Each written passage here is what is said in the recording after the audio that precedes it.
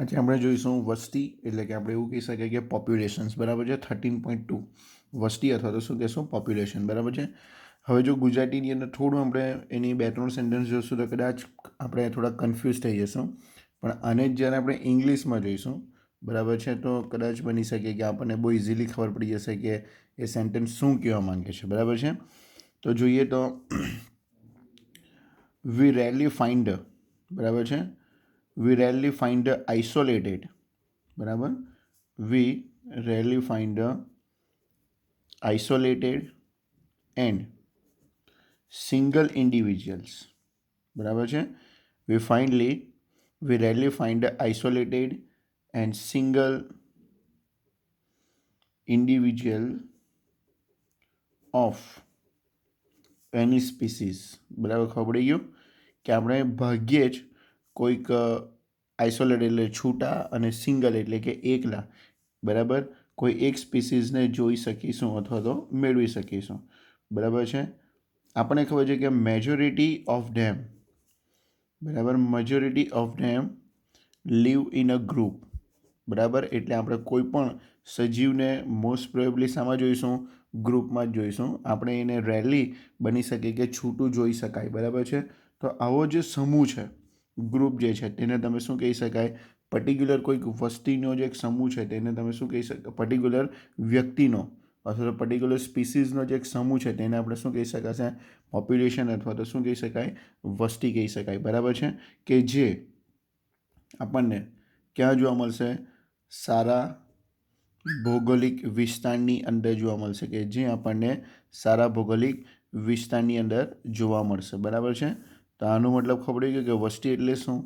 કે આપણને ભાગ્યે જ કોઈક સજીવ બરાબર છે એકલો બરાબર એકલું કંઈક જોવા મળશે બરાબર. એકલું એટલે કે આપણે કહીએ ને સિંગલ સ્પીસીસ, એની સિંગલ સ્પીસીસ એટલે કે જસ્ટ એક્ઝામ્પલ આપણે જો મનુષ્યની વાત કરીએ તો મનુષ્ય પણ તમને શામાં જોવા મળશે? ગ્રુપમાં જોવા મળશે બરાબર છે. તો આવું મનુષ્યનું જે ગ્રુપ છે તેને તમે શું કહી શકો? વસ્તી કહી શકો. મનુષ્યના ગ્રુપને શું કહી શકાશે? વસ્તી કહી શકાશે બરાબર છે. હવે આગળ જોઈએ તો આવા જે સજીવોનો સમૂહ છે બરાબર, આવા જે સજીવોનો જે સમૂહ છે તે આ જે સજીવોનો સમૂહ છે એ એક સરખા જો સજીવ હશે, બધા સજીવ કેવા હશે? જો એક સરખા હશે તો તે એક સરખા સ્ત્રોત માટે, એક સરખા સજીવો એક સરખા સ્ત્રોત માટે ક્યાં તો એટલે ખોરાક માટેની વાત કરીએ તો ક્યાં તો તે એકબીજા સાથે ભાગીદારી કરતા હોય, ક્યાં તો તે એકબીજા સાથે શું કરતા હોય? સ્પર્ધા કરતા હોય બરાબર છે. અને આવા સજીવો એકબીજા સાથે શું કરતા હોય? આંતરપ્રજનન કરતા હોય. આવા સજીવો એકબીજા સાથે શું કરતા હોય? આંતરપ્રજનન કરે બરાબર છે. તો આવા જે સજીવોનો જે સમૂહ છે, આવા સજીવોનો સમૂહ એ એક સરખા સ્ત્રોત માટે એકબીજા સાથે ભાગીદારી કરતું હોય, સ્પર્ધા કરતું હોય અને શું કરતું હોય? આંતરપ્રજનન કરતું હોય બરાબર છે. આવા સજીવો, આવા જે સજીવો છે, આવા સજીવો સંભવિત, આવા સજીવો સંભવિત રીતે બરાબર, આવા સજીવો સંભવિત રીતે આંતરજાતીય હોય છે બરાબર. આંતરજાતીય હોય છે કે જે બરાબર વસ્તીની શું કરતા રચના કરે છે? વસ્તીની રચના કરે બરાબર. તો આ યાદ રાખવાનું. આંતરપ્રજનન મોસ્ટ પ્રોબેબલી લિંગી પ્રજનન માટે સૂચિત કરેલો શબ્દ છે. આંતરપ્રજનન એ યાદ રાખજો કે શાના માટે છે? લિંગી પ્રજનન માટે. બરાબર એ લિંગી પ્રજનન માટે બરાબર છે સૂચિત કરેલો શબ્દ છે બરાબર. તો ફરીથી જોઈએ તો યાદ રાખજો કે વસ્તી એટલે શું? તો આપણી ગુજરાતીની ટેક્સ્ટની અંદરની પહેલી બે ત્રણ સેન્ટેન્સના કરતાં તમે ઇંગ્લિશમાંથી વાંચશો તો વધારે ક્લિયર થશે. We rarely find the isolated and single individuals of any species એટલે કે કોઈ બી જાતિની અંદર આપણે ભાગ્યે જ કોઈક સજીવને આપણે કે આઇસોલેટેડ એટલે છૂટોને એક સિંગલ જોઈ શકાય ભાગ્યે જ. મોસ્ટ પ્રોબેબલી આ બધા જે સજીવો છે એ આપણને ખબર છે કે ગ્રુપમાં રહે છે. તો આવા સજીવોના સમૂહથી જે બને એને શું કહેવાશે? વસ્તી કહેવાશે બરાબર. અને એ સારા ભૌગોલિક વિસ્તારમાં જોવા મળશે. આવા જે સજીવોનો સમૂહ છે બરાબર એટલે કે એક જ પ્રકારના જાતિઓનો જે સમૂહ છે તે એક સરખા સ્ત્રોત માટે ક્યાં તો ભાગીદારી કરતું હોય, ક્યાં તો સ્પર્ધા કરતું હોય બરાબર. અને તે આંતરપ્રજનન કરે આવા સજીવો સંભવિત રીતે આંતરજાતીય હોય છે, બરાબર છે. સંભવિત રીતે કેવા હોય છે? આંતરજાતીય હોય છે, કે જે વસ્તીની રચના કરે છે. અને આ જે આંતરજાતીય જે શબ્દ છે એ લિંગી પ્રજનન માટે આપણે સૂચિત કરીએ છીએ, બરાબર છે. હવે જો વાત કરીએ, જો અલિંગી પ્રજનનની વાત કરીએ, તો અલિંગી પ્રજનનના પરિણામ સ્વરૂપે જે ઉદ્ભવતા સજીવનો સમૂહ છે, કેમ કે અલિંગી પ્રજનનથી પણ સજીવોનો સમૂહ તો શું થાય છે? ઉદ્ભવ થાય છે. તો અલિંગી પ્રજનનના પરિણામ સ્વરૂપે ઉદ્ભવતા સજીવોનો જે સમૂહ છે, બરાબર, તે પરિસ્થિતિકીય અભ્યાસના હેતુ માટે સામાન્ય વસ્તી તરીકે માનવામાં આવે, બરાબર. એટલે કે અલિંગી પ્રજનનના પરિણામે બી સજીવોનો સમૂહ તો ઉદ્ભવ થશે જ, પરંતુ આ સજીવનો જે સમૂહ છે એ પરિસ્થિતિકીય અભ્યાસના હેતુ માટે, બરાબર, પરિસ્થિતિકીય અભ્યાસના હેતુ માટે આપણે એને સામાન્ય વસ્તી તરીકે, બરાબર, માની લેવામાં આવશે, બરાબર છે. જસ્ટ એક્ઝામ્પલ, ભેજયુક્ત જમીનની અંદર, સોરી, આ અલિંગી પ્રજનનનું એક્ઝામ્પલ નથી, પરંતુ અલિંગી પ્રજનનથી ઉત્પન્ન થતા સજીવોને બી વસ્તીનો સમૂહ તરીકે માનવામાં તો આવશે, બરાબર છે. હવે આપણને ખબર છે કે જે ભેજયુક્ત જમીનની વાત કરીએ, ભેજયુક્ત જમીનમાં આપણે જોશું તો બધા જ દરિયાઈ પક્ષીઓનો સમૂહ, બરાબર છે. તે ઉપરાંત ત્યજેલા વસવાટમાં, એટલે કચરા પેટી જેવા વિસ્તારોમાં, અથવા તો જ્યાં કચરો ભેગો થતો હોય તો એવા વિસ્તારોમાં રહેતા ઉંદરોનો સમૂહ, બરાબર છે. તે રીતે જો જંગલની અંદર વાત કરીએ તો જંગલની અંદર ઘણા બધા વૃક્ષો હોય, પણ સાગના વૃક્ષોનો સમૂહ, બરાબર છે.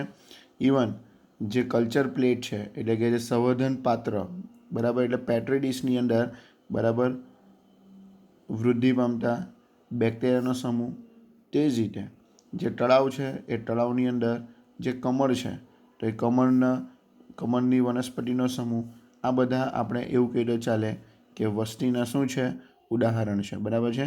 એટલે ચોક્કસ જાતિના સજીવો ભેગા થઈને, યાદ રાખજો, ચોક્કસ જાતિના સજીવો ભેગા થઈને, બરાબર, જે સમૂહ બનાવે કે જેને આપણે શું કહીશું? વસ્તી કહીશું, બરાબર છે. હવે યાદ રાખીએ તો વસ્તી એ, બરાબર, ચોક્કસ લક્ષણો ધરાવશે. વસ્તી એ શું ધરાવશે? ચોક્કસ લક્ષણો ધરાવે છે, બરાબર છે. વ્યક્તિગત સજીવોમાં આવા લક્ષણો હોતા નથી. એટલે યાદ રાખજો કે વસ્તી એ સજીવોની જ બનેલી હોય. વસ્તી એ કોની બનેલી હોય? સજીવોની જ બનેલી હોય, કે જે ચોક્કસ શું ધરાવતું હોય? લક્ષણ ધરાવતું હોય. પરંતુ જો કોઈ ઇન્ડિવિજ્યુઅલ, બરાબર છે, કોઈ ઇન્ડિવિજ્યુઅલ એટલે કે વ્યક્તિગત જે સજીવો છે એ વસ્તી જેવા લક્ષણ ધરાવતું નથી. એટલે કે વ્યક્તિગત સજીવો એ વસ્તી જેવા લક્ષણ ધરાવતું નથી, બરાબર છે. જસ્ટ એક્ઝામ્પલ, કેટલાક લક્ષણ જે વ્યક્તિગત સજીવ ધરાવશે તે આપણે જોઈએ તો જે વ્યક્તિગત સજીવ છે એ વ્યક્તિગત સજીવ જન્મ પામશે, બરાબર, એ મૃત્યુ પામશે, બરાબર છે. પરંતુ જે વસ્તી જે છે તો વસ્તીની અંદર, બરાબર, જન્મની જગ્યાએ શું હશે? જન્મદર, અને મૃત્યુની જગ્યાએ શું હશે? મૃત્યુદર ધરાવે છે. ખબર પડી ગયું? તો વ્યક્તિગત સજીવો જે લક્ષણો ધરાવે છે, બરાબર, એના કરતાં જે વસ્તી છે તો વસ્તી એ જન્મદર અને શું ધરાવશે? મૃત્યુદર ધરાવશે. એટલે વસ્તીના ચોક્કસ લક્ષણો હશે જે વ્યક્તિગત સજીવોમાં જોવા મળશે નહીં, બરાબર છે. હવે જોઈએ તો જે વસ્તીની વાત કરીએ તો વસ્તીમાં આ દર, એટલે કે જન્મદર અને મૃત્યુદર, તો આ દર ક્રમશઃ પ્રતિ વ્યક્તિ, બરાબર, એટલે એક સિંગલ ઇન્ડિવિજ્યુઅલ પ્રમાણે, બરાબર છે, સિંગલ ઇન્ડિવિજ્યુઅલ પ્રમાણે જન્મદર અને મૃત્યુદરનો ઉલ્લેખ છે. જન્મદર અને મૃત્યુદર વિશેની આપણને શું મળશે? માહિતી મળશે. એટલે યાદ રાખજો કે વસ્તીમાં જન્મદર અને મૃત્યુદર એ પ્રતિ વ્યક્તિ દીઠ, વસ્તીની અંદર જન્મદર અને જે મૃત્યુદર છે એ પ્રતિ વ્યક્તિ દીઠ, બરાબર, આપણને જન્મદર અને મૃત્યુદરની માહિતી મળશે. અને એ માહિતીના આધારે, બરાબર, વસ્તીની અંદર જે વ્યક્તિની જે સંખ્યા છે, વસ્તીની અંદર જે વ્યક્તિની જે સંખ્યા છે એ સંખ્યામાં થતા જે ફેરફાર છે એ વધે અથવા તો ઘટે, બરાબર, એ સ્વરૂપે આપણે એને પ્રદર્શિત થઈ શકે. એટલે કે આ જન્મદર અને જે મૃત્યુદર છે એની અંદર થતો જે ફેરફાર છે, બરાબર, એ વધે અથવા તો ઘટે, એટલે કે વ્યક્તિની સંખ્યા વધશે અથવા તો ઘટશે એ સ્વરૂપે આપણે એને શું કરી શકાય, પ્રદર્શિત કરી શકાય, એટલે કે નોંધ કરી શકાય કે વસ્તીની અંદર વ્યક્તિગત સજીવોની સંખ્યા વધતી છે અથવા તો ઘટતી છે. જસ્ટ એક્ઝામ્પલ, બરાબર, આપણે એને એક એક્ઝામ્પલ તરીકે લઈએ. એક સિમ્પલ એક્ઝામ્પલ છે કે જો કોઈ તળાવમાં, બરાબર છે, જો કોઈ તળાવની અંદર આપણે એવું વિચારીએ કે લાસ્ટ યર, બરાબર, લાસ્ટ યર કમળ કેટલા હતા, કમળના 20 છોડ હતા, બરાબર છે, અને નવા વર્ષે, બરાબર, કેટલા ઉમેરાયા, 8, તો ટોટલ કેટલા થઈ ગયા, 28. પ્રેઝન્ટ કેટલા થઈ ગયા, 28. તો એનો જો જન્મદરની વાત કરીએ તો જન્મદર, બરાબર, 8/20, જેનો જન્મદર માપવો હોય તો 0.4, બરાબર, પર યર એનો જન્મદર થઈ જશે. બરાબર છે, ક્લિયર થઈ ગયું કે જો કમળની અંદર જો આપણે તળાવની અંદર લાસ્ટ યર કેટલા હતા, 20 કમળ હતા, એની અંદર કેટલા થયા, 8 થયા, હમણાં પ્રેઝન્ટમાં કેટલા છે, 28. સમજ પડી ગયું? તો એનો જન્મદર કેટલો થઈ જશે, 8/20, એટલે કે 0.4 પર યર 0.4 પર યર હશે, એટલે કે એક વર્ષમાં 0.4 જેટલા નવા બન્યા. હવે જો આપણે જોઈએ, જો લેબની અંદર, બરાબર, સમજી લો કે 40 ફળમાખી છે, એટલે કે ડ્રોસોફિલા, 40 શું છે, ફળમાખી છે, તો 4 ફળમાખી સમયાંતરે એટલે કે એક વીકમાં એક મૃત્યુ પામશે, બરાબર, તો 4 વીકમાં 4 જો મૃત્યુ પામે તો હતી કેટલી, 40 હતી, તો 4 જો 4 વીકમાં, એટલે કે એક વીકમાં એક મૃત્યુ પામશે, તો 4 ફળમાંથી સમયાંતરે એક વીકમાં મૃત્યુ પામી જાય તો 4 મૃત્યુ પામશે, હતી કેટલી, 40, તો 4/40, એટલે કે 0.1 શું થઈ જશે, ફળમાખીનો મૃત્યુદર થઈ જશે. તો આ યાદ રાખવાનું રહેશે, બરાબર છે, તો 0.4, બરાબર છે, 0.4 એ માખીનો શું થઈ જશે, મૃત્યુદર થઈ જશે. બરાબર. હવે જો આગળ જઈએ તો વસ્તીનું બીજું વિશિષ્ટ લક્ષણ, જો આપણે બીજું વિશિષ્ટ લક્ષણની વાત કરીએ તો લિંગનું પ્રમાણ, બરાબર, લિંગનું પ્રમાણ એટલે તમે કહી શકો નર અને માદાનું પ્રમાણ, એટલે આપણે મેલ અને ફિમેલનો રેશિયોની વાત કરીએ, બરાબર છે. તો વસ્તીનું જે બીજું વિશિષ્ટ લક્ષણ છે એ લિંગનું પ્રમાણ, એટલે કે વસ્તીની અંદર આવેલા મેલ અને ફિમેલનું પ્રમાણ.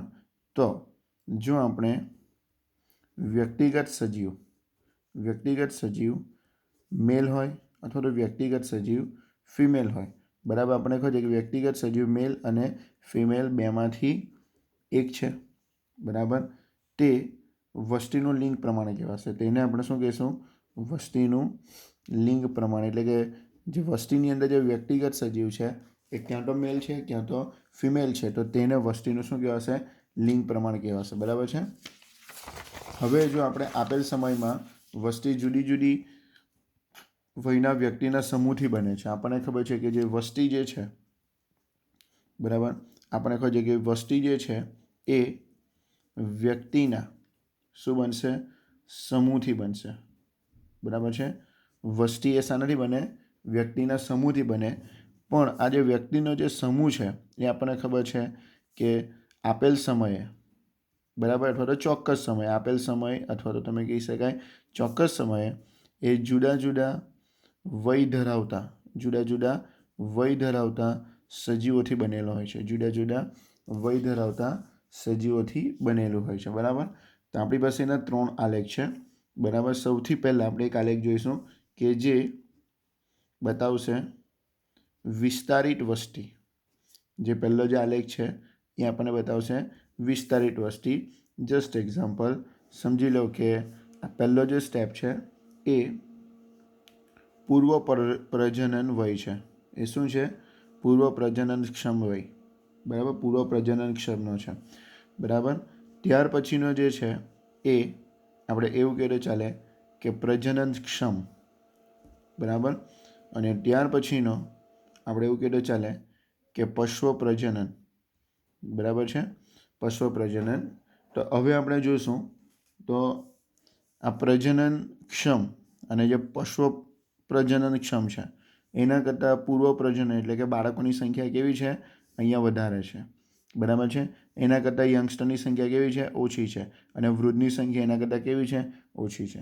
તો જ્યાં નીચેનો જે આપણે જે સ્ટેપ બતાવ્યું કે જ્યાં એમ કે તો ચાલે કે પૂર્વ પ્રજનનક્ષમ વાળો જે વાળી જે સંખ્યા છે એ કેવી છે? વધારે છે. એનો મતલબ કે અહીંયા સજીવોની સંખ્યા વધારે છે. એ ફ્યુચરમાં આ ઉપર જતાં કેવી થતી જવાની છે? વધતી જવાની છે. તો આ વસ્તી કેવી છે? વધતી વસ્તી છે. બરાબર છે. તે જ રીતે જ આપણે બીજું એક્ઝામ્પલ જોઈએ કે આ સમજી લો કે આ સેમ સ્ટેપ છે પૂર્વ પ્રજનનક્ષમ. બરાબર છે. પૂર્વ પ્રજનનક્ષમની ઉપરનું જે સ્ટેપ છે એ પ્રજનનક્ષમનું છે. એ શાનું છે? પ્રજનનક્ષમનું છે.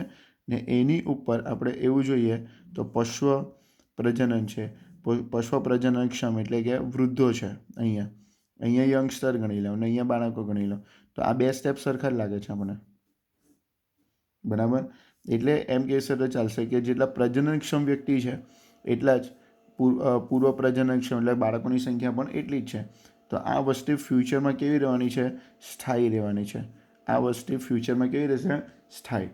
પણ જો એવું બને કે આ પૂર્વ પ્રજનનક્ષમ છે, આ શું છે? પૂર્વ પ્રજનનક્ષમ એટલે કે આ બાળકો, અને એના કરતાં બરાબર છે એના કરતાં સમજો કે ઓછા કોણ છે? પ્રજનનક્ષમ વ્યક્તિઓ છે એના કરતાં ઓછા, અને જે વૃદ્ધો છે તેની સંખ્યા ખૂબ જ કેવી છે? વધારે છે. તો ફ્યુચરમાં શું થવાનું છે કે અહીંયા વસ્તી કેવી દેખાવાની છે? ઘટતી વસ્તી છે. એક્ઝેક્ટલી જો પૂર્વ પ્રજનનક્ષમ વાળો જે સ્ટેપ છે બરાબર એની અંદર જો બાળકોની સંખ્યા ખૂબ વધારે હોય તો તમે કહી શકાય કે વસ્તી કેવી હશે? વધતી હશે. પણ જ્યારે બાળકોની સંખ્યા તો પૂર્વ પ્રજનનક્ષમનો જે સમૂહ છે એની સંખ્યા જો ઓછી થઈ જશે, તે અહીંયા જો સંખ્યા ઓછી થઈ જાય તો વસ્તી કેવી થઈ જશે? ઘટતી થઈ જશે. એટલે આપણે આ જે આલેખો છે બરાબર એ આલેખો પરથી એક્ઝામમાં પૂછાય MCQ કે આ કેવા પ્રકારની વસ્તી નિર્દેશિત કરે. તો આ તો ખબરીએ કે વસ્તી વધતી જવાની. બરાબર છે. આ બંને સ્ટેપ સરખા જેવા હોય તો તમે કહી શકાય સ્થાયી. જ્યારે પશ્વ પ્રજનન જે સમૂહ છે તે વધારે હોય અને પૂર્વ પ્રજનનક્ષમ સમૂહ કેવો હોય? ઓછો, ત્યારે સમજી લો કે વસ્તી કેવી છે? ઘટતી છે. બરાબર છે. તો આ યાદ રાખવાનું રહેશે. હવે જો વાત કરીએ તો વસ્તી એ જુદી જુદી વયના જે વ્યક્તિગત સજીવોના સંગઠનથી બનેલી છે. ખબર પડી ગયું? આ વસ્તી જે છે એ જુદી જુદી વયના બરાબર છે વ્યક્તિગત જે સજીવો છે તો તે સજીવોના સમૂહથી શું બનશે? વસ્તી બનશે. એટલે વસ્તીની અંદર પણ યાદ રાખજો કે સજીવોની જે વય છે એ સરખી હોતી નથી. ચોક્કસ સમયે બરાબર વસ્તીની અંદર રહેલા જે સજીવો છે તેની સંખ્યા તો જુદી હોય જ, પણ સાથે સાથે અંદર રહેલા જે વ્યક્તિ છે એનું જે એજની વાત કરીએ, વય છે એ પણ કેવું હોય? જુદું જુદું હોય. બરાબર છે. વસ્તી માટે વય વિતરણ. વસ્તી માટે વય વિતરણ એટલે આપણે આ જોયું કે આને આપણે જુદા જુદા એજ વાઇઝ ડિવાઈડ કરેલું છે. તેનો વય વિતરણ કહેવાશે. બરાબર છે. પશ્વ પ્રજનન, પ્રજનનક્ષમ અને પૂર્વ પ્રજનન. તો એ છે આપણે કીધું તેમ કે વય વિતરણ એટલે કે એજ વાઇઝ આપણે જે સ્ટેપ ડિવાઈડ કરેલા છે. તો વસ્તી માટે વય વિતરણ પણ એક રૂપરેખા દોરવામાં આવી છે. આપણે બુકમાં ઓલે રૂપરેખા પણ આપણે એને સમૂહ તરીકે દર્શાવવામાં આવેલું છે.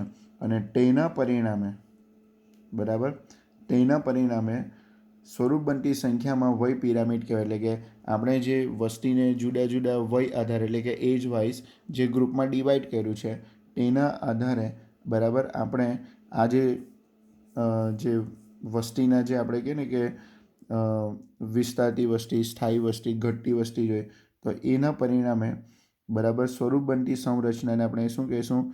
વય પિરામિડ. એને શું કહેવાશે? વય પિરામિડ કહેવામાં આવશે. બરાબર. એટલે વસ્તીને જે આપણે એજ વાઇઝ જે ડિવાઈડ કર્યું છે, વસ્તીને જે આપણે એજ વાઇઝ ડિવાઈડ કર્યું ને તેના રિલેટેડ જે આપણે ડાયાગ્રામ ડ્રો કરી છે આપણે, તો તેને આપણે શું કહીશું? વય પિરામિડ કહીશું. બરાબર છે, તેને આપણે વય પિરામિડ કહીશું. ઓકે, હવે એક સ્ટેપ આગળ જોઈએ તો કે વસ્તી માટે વય પિરામિડ સામાન્ય રીતે સંયુક્ત આલેખ છે. બરાબર છે. તો આ જે વય પિરામિડ જે છે, બરાબર છે, તો એ એક આપણે એવું કહીએ ચાલે કે સંયુક્ત આલેખ છે કે જેની અંદર મેલ અને ફિમેલ વય વિતરણ દર્શાવે છે. એટલે આજે આપણે હમણાં જોયું કે જે વય પિરામિડ છે,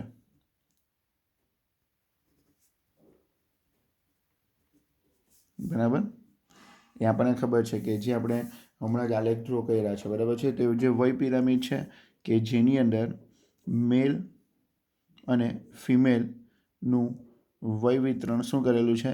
દર્શાવેલું છે. બરાબર છે. હવે જોઈએ તો જે વસ્તીનું જે કદ છે, વસ્તીનું જે કદ છે એ કદ નિવાસ સ્થાનમાં, વસ્તીનું કદ એ નિવાસ સ્થાનમાં તેની સ્થિતિ વિશે આપણને જાણકારી આપશે. બરાબર છે.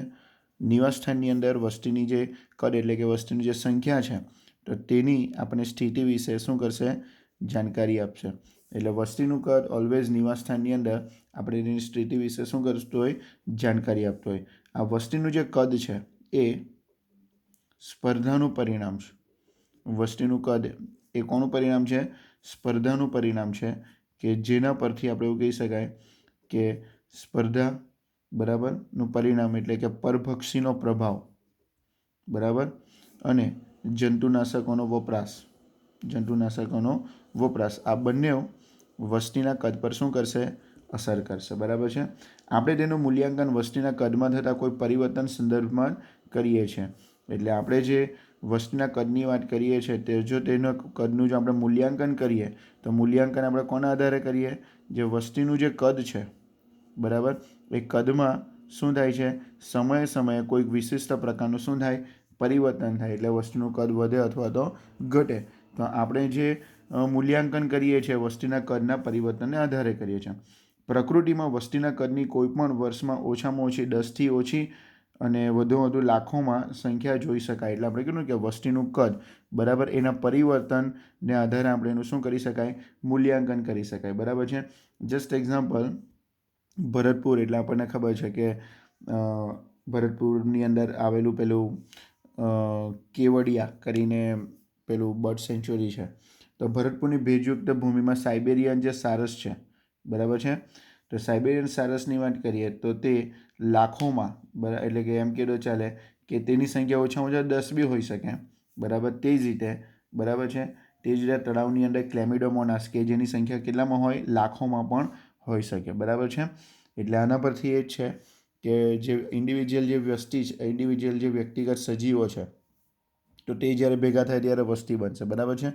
પરંતુ તો એ જે વસ્તી છે એ કોના પર ડિપેન્ડ કરશે? સ્પર્ધા, બરાબર, પરભક્ષીનો પ્રભાવ, જંતુનાશકનો ઉપયોગ, બરાબર, મનુષ્ય જંતુનાશક યુઝ કરશે તો કેટલાક કીટકો મૃત્યુ પામશે, તો એની વસ્તીનું કદ કેવું થઈ જશે? ઓછું થઈ જશે. જો જંતુનાશકોનો ઉપયોગ ન કરશે તો શું થશે? એનું વસ્તીનું કદ વધશે. તો આ બધા જે પરિબળ છે એ વસ્તીના કદ પર શું કરે? ઇફેક્ટ કરશે. બરાબર. આપણે જો તેનું મૂલ્યાંકન કરવું હોય વસ્તીના કદનું, તો એ વસ્તીમાં થતા કોઈક પરિવર્તનને આધારે સંદર્ભે આપણે કરી શકીએ. તો તે આપણે કીધું તેમ પ્રકૃતિમાં વસ્તીનું કદ કોઈપણ વર્ષમાં ઓછામાં ઓછી સંખ્યા 10 બી હોઈ શકે. બરાબર છે.